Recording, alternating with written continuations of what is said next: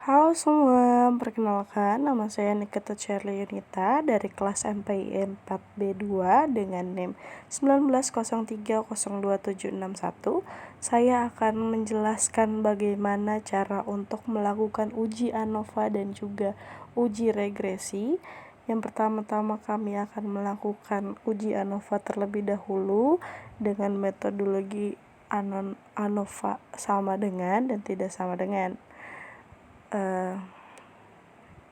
Jadi di uji ANOVA ini kita akan menguji rata-rata dari beberapa kelompok atau lebih dari 2 kelompok, yang dimana dari hasil tersebut akan memberikan gambaran dari beberapa kelompok tersebut apakah mempunyai nilai rata-rata yang sama atau tidak, yang dimana HO ini tidak terdapat perbedaan rata-rata semua kelompok, dan juga H1 terdapat perbedaan rata-rata semua kelompok.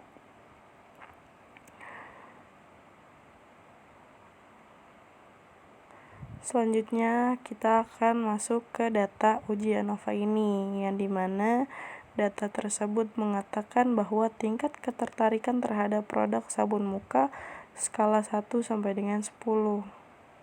Terdapat 3 produk, yaitu produk A, B, dan C, dengan masing-masing produk ini memiliki responden yang sama, yaitu berjumlah 30 responden.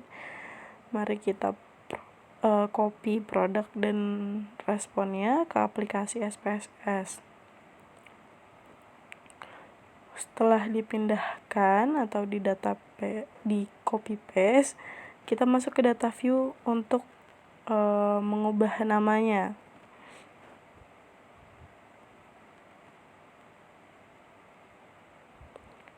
Kemudian untuk produk, desimalnya kita nolkan saja. Untuk value labelsnya dari produk A, B, dan C. Mari kita akan lanjutkan untuk mencari hasil dari uji ANOVA tersebut. Kita klik analyze, kemudian kita ke compare means, kita ke one way ANOVA, kita pindahkan terlebih dahulu.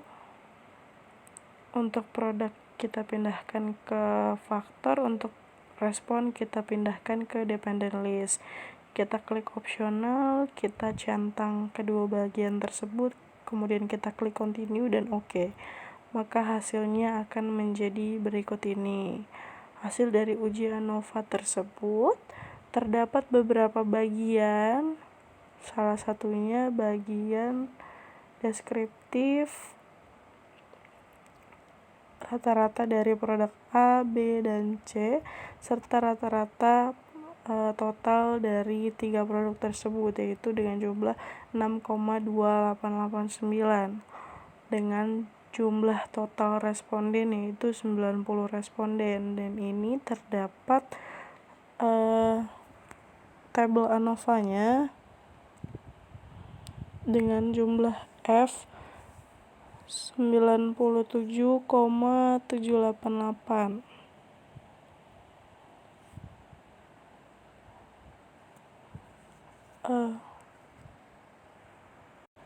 Apakah terdapat perbedaan dari produk A, B, dan C, yaitu dengan membandingkan nilai F-nya.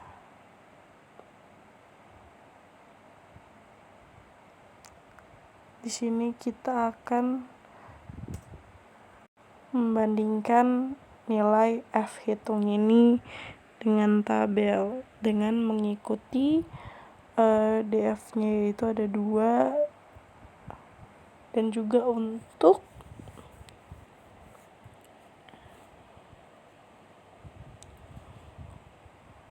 penyebutnya adalah 88, yang dimana 88 itu didapat dari 90 kurang 2.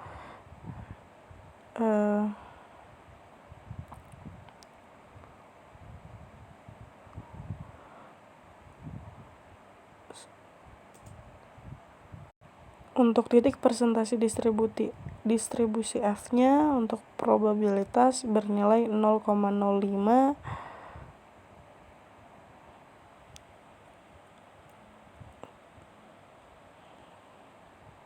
dengan penyebut 88 mendapatkan hasil 3,10. Jadi dari hal tersebut bisa disimpulkan bahwa F itu lebih besar dari F tabel. Dengan F hitung berjumlah 97,88, sedangkan dengan F tabel yaitu berjumlah 3,10. Jadi bisa ditarik kesimpulan bahwa dengan taraf signifikansi 5% dapat disimpulkan bahwa HO ini ditolak dan H1 ini diterima. Maka dari hal tersebut kita bisa melihat bahwa terdapat perbedaan rata-rata pada setiap produk A, B, dan C.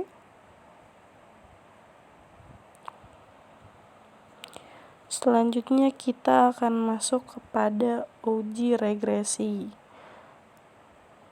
Uji regresi itu terbagi menjadi dua bagian, yaitu uji regresi linear sederhana dan juga uji regresi linear berganda. Untuk yang pertama kita akan melakukan uji regresi linear sederhana terlebih dahulu. Uji regresi ini yaitu sebuah pengujian statistik untuk menguji apakah ada pengaruh dari antara variabel independen dan juga variabel dependen. Dan di sini kita menggunakan hipotesis regresi variabel independen tidak mempengaruhi variabel dependen. Dan juga H1 variabel independen mempengaruhi variabel dependen. Selanjutnya kita akan masuk ke dalam data dari uji regresi linear sederhana, yaitu terdapat variabel X, speed, dan juga Y itu distance. X adalah independen dan juga Y adalah variabel dependen. Dengan jumlah total dari seluruh responden yaitu berjumlah 50 responden. Selanjutnya kita akan memindahkan data dari speed dan distance ini dimasukkan ke dalam aplikasi SPSS. Tidak lupa kita mengubah namanya di variable view. Selanjutnya kita akan melakukan uji regresi linear sederhana. Kita klik analyze,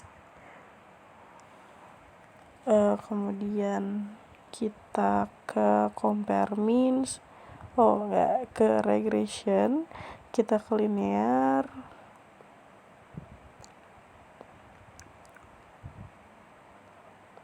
karena kita hanya menggunakan satu variabel saja, satu variabel tingkat, maka speednya ada di independen dan juga distance ada dependen. Kita klik ke statistik, harus dicentang keduanya.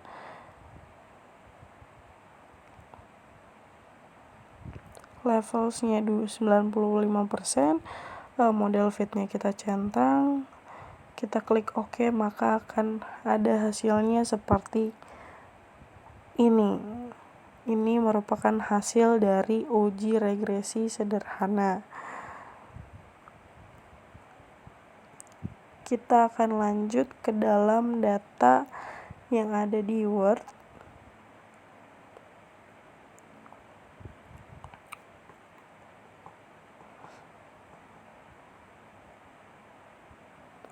Ya, kita akan lanjut ke data yang ada di Word supaya lebih memahami lagi dari uji regresi linear sederhananya ya.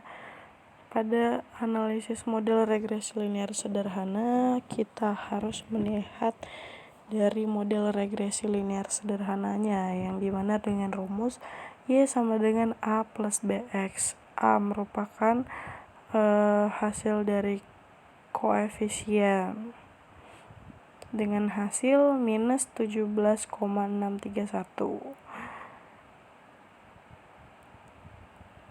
yang berada di bagian koefisien B, dan juga untuk BX merupakan perwakilan dari variabel independen dengan nilai 3,934. Kenapa minus? Karena pada bagian speed itu plus. Dengan penulisan seperti berikut ini, yaitu dengan nilai minus 17,631 ditambah dengan 3,934. Setelah mengetahui model dari linear sederhananya, kita masuk ke kriteria pengujian ANOVA. Yang pertama yaitu uji regresi ada linear sederhana ini. Yang pertama, seperti sebelumnya, kita akan membandingkan antara F hitung dengan juga F tabel.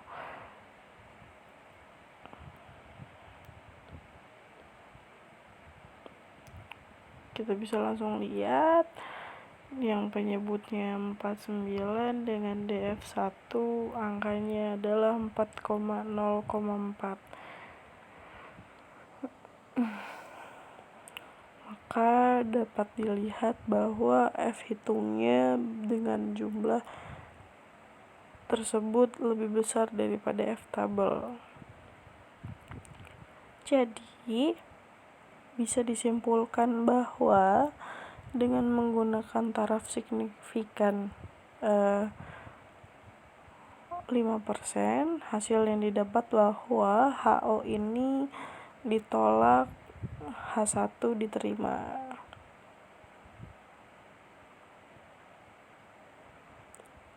Dengan signifikansi antara speed dan variabel terikat atau distance.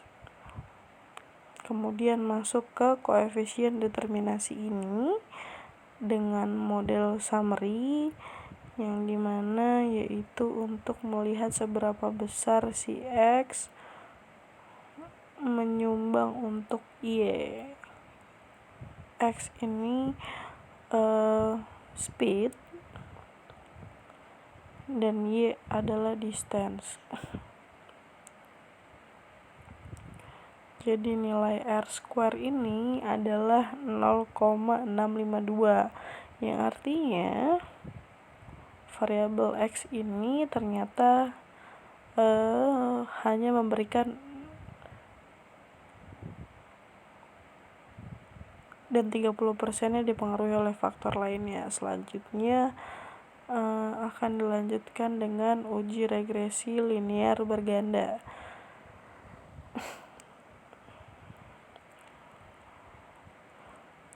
Cara untuk melakukan uji regresi linear berganda ini hampir mirip dengan langkah sebelumnya.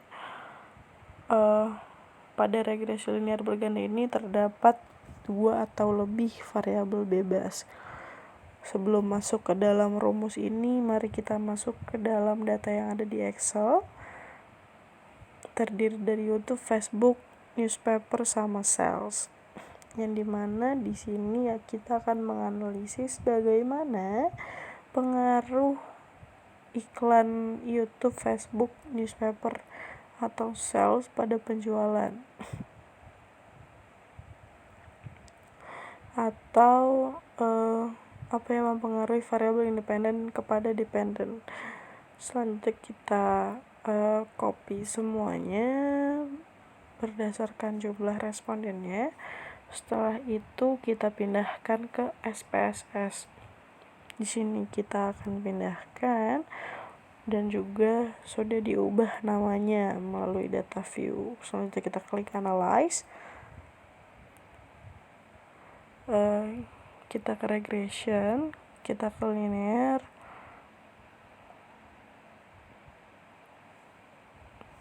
kemudian kita klik reset dulu, karena di variabel ini atau di uji regresi ini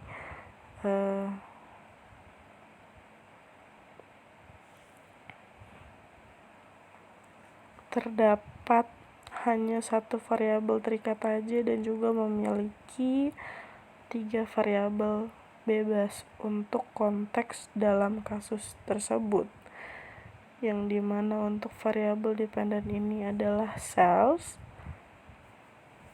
untuk independen ini ada YouTube, Facebook, dan juga newspaper.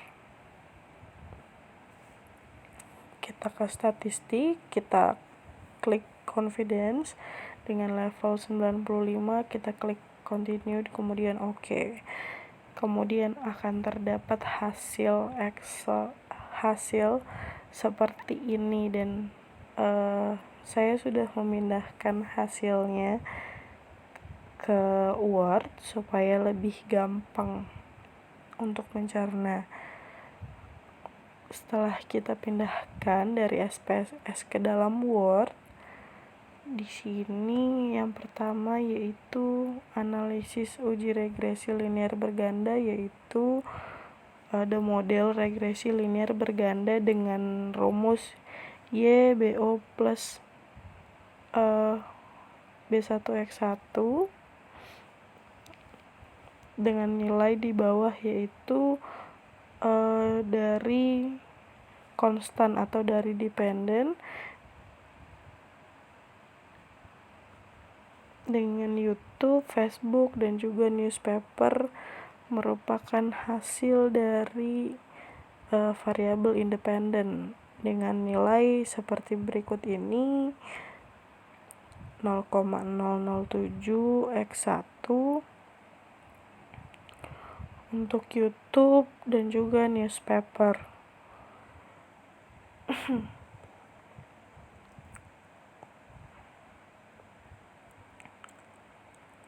Selanjutnya kita bisa melihat model regresi linear berganda seperti di atas, dan juga sudah mengikuti dari koefisien bagian B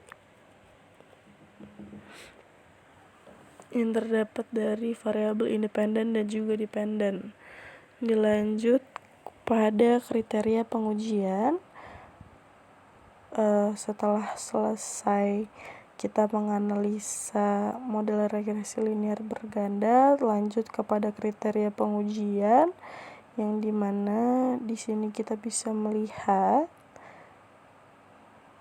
kita bisa bandingkan langsung F dengan sig. F hitung ini lebih besar dibandingkan dengan sig, yang dimana bisa diartikan bahwa F hitung ini adalah YouTube dan juga newspaper, sedangkan sig merupakan konstan atau sales.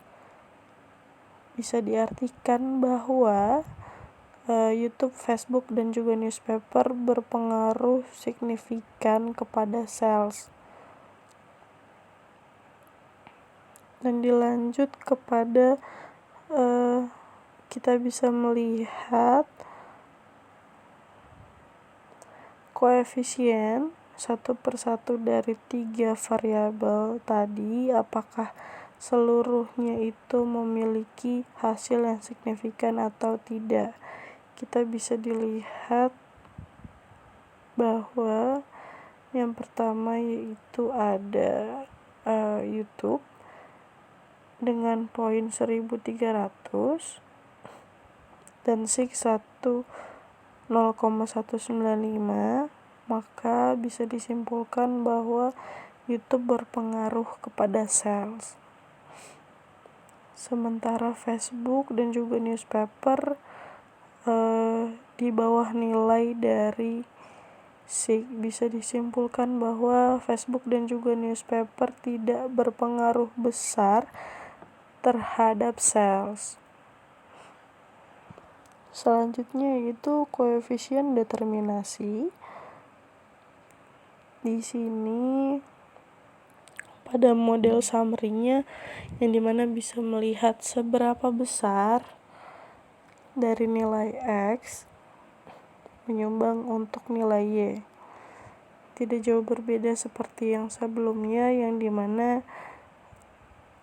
yang nilai X yaitu YouTube, Facebook dan juga newspaper, sementara Y yaitu sales atau penjualan. Bisa disimpulkan bahwa nilai R² ini 0,010 merupakan 10%. Jadi pengaruhnya hanya 10% dari YouTube, Facebook dan juga newspaper. Sementara 90%-nya lagi dipengaruhi oleh faktor-faktor lainnya. Cukup sekian penyampaian dari saya terkait dengan uji ANOVA dan juga regresi. Kurang lebihnya mohon maaf. Bye.